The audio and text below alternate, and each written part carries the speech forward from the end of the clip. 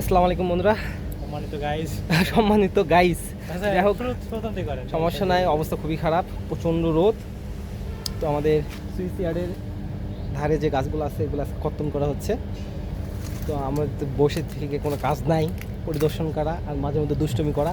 তো আমরা এখন একটা দুষ্টুমি করব, সেটা হচ্ছে আমাদের অফিসে একটাই আমলকি গাছ আছে এবং মেবি 2টা না 3টা ধরছে আমলকি।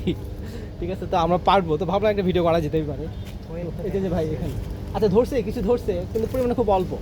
আর এটা সম্ভবত মেবি হাইব্রিড, অনেক বড় বড় হয়, কিন্তু আমরা বড় হওয়ার সুযোগ দেবো না, তারা গিয়ে পারবো।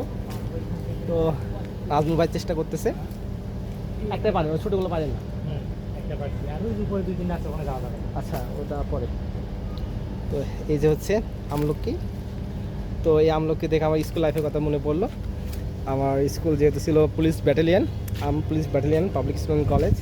তো আমাদের স্কুলের যে খেলার মাঠ ছিল, খেলার মাঠের পূর্ব দক্ষিণ পাশে একটা আমলকি গাছ ছিল।